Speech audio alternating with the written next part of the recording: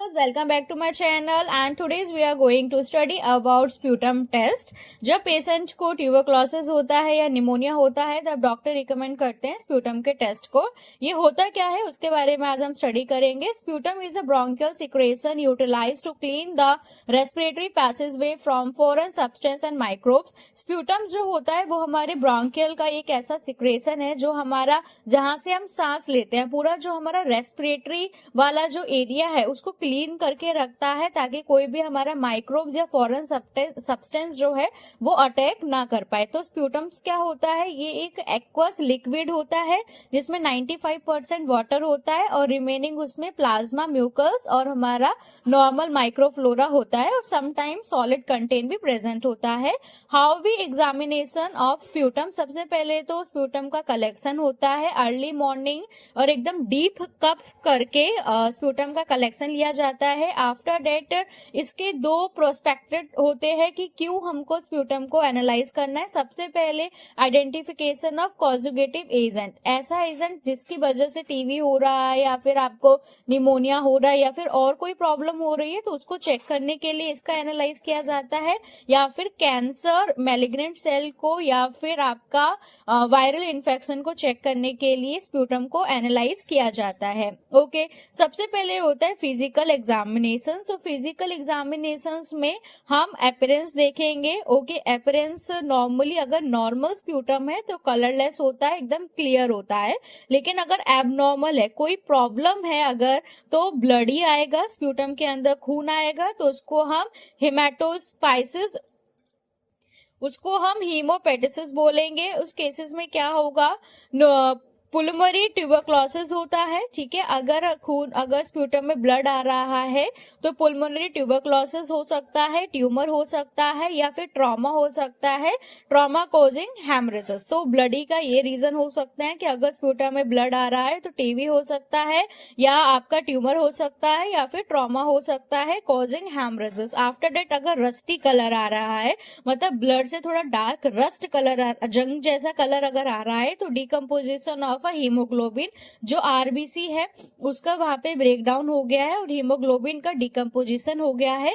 ये कब होता है, जब भी निमोनिया होता है। और निमोनिया किसकी वजह से, क्लेप्सिलिया निमोनिया एक नाम का बैक्टीरिया होता है उसकी वजह से होता है। तो रस्टी कलर स्प्यूटम्स में अपीयर होता है।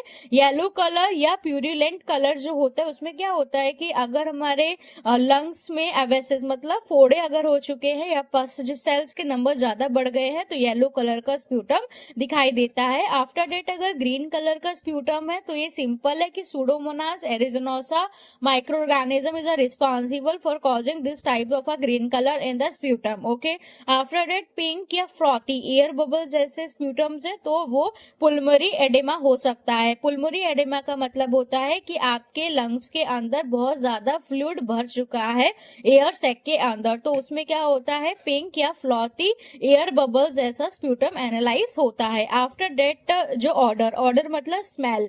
ओके, नॉर्मल स्प्यूटम होता है वो ऑर्डरलेस होता है, उसमें कोई भी ऑर्डर नहीं होता। बट अगर कोई प्रॉब्लम है तो या तो उसमें प्यूट्रेट ऑर्डर होगा या फिर उसका फीकल ऑर्डर होगा। ओके, ठीक है। अब आफ्टर डेट माइक्रोस्कोपिक एग्जामिनेशन, ये तो हमने फिजिकली देख के बता सकते हैं, हम उसको एनालाइज कर सकते हैं। बट आफ्टर डेट अब हम स्टडी करेंगे माइक्रोस्कोपिक। माइक्रोस्कोप में सबसे पहले अनस्टेन्ड फिल्म होता है, मतलब आपको सिर्फ स्प्यूटम लेना है 1 ड्रॉप, उसको नॉर्मल सलाइन के साथ स्लाइड में मिक्स कर लेना है और आप उसको उसके अंदर माइक्रोस्कोप के अंदर देख सकते हैं। उसमें आपको पस सेल दिखेगा, आरबीसीज और आपको फंजाई के सेल्स उसमें दिख सकते हैं।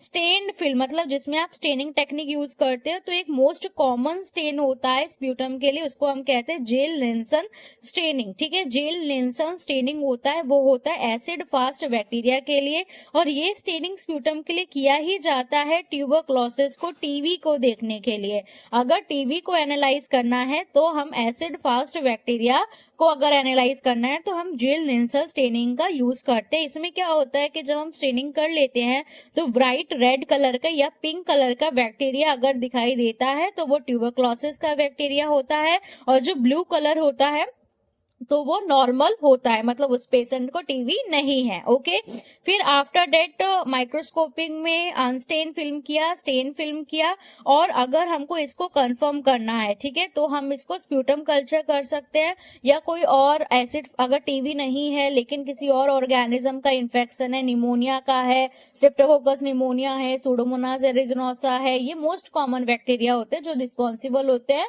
प्रॉब्लम करने के लिए, तो हम क्या करते हैं, कल्चर कर सकते हैं। ब्लड अगार में, चॉकलेट अगार में और मैकॉन्ग के अगार मोस्ट कॉमनली यूज किया जाता है एज अ स्प्यूटम के कल्चर्स। ठीक है, अब कौन कौन से बैक्टीरिया होते हैं जो रिस्पॉन्सिबल होते हैं स्प्यूटम्स में जो आते हैं, ठीक है, प्रॉब्लम कॉज करते हैं, ट्यूबरक्लोसिस करते हैं, और लंग्स अवेक्सिस हो गया हमारा, ये सब जो करते हैं वो है Streptococcus pneumonia is a responsible for causing a pneumonia, Streptococcus pyogenes, Haemophilus influenza, Klebsiella pneumonia and the Pseudomonas aeruginosa. Okay, thank you.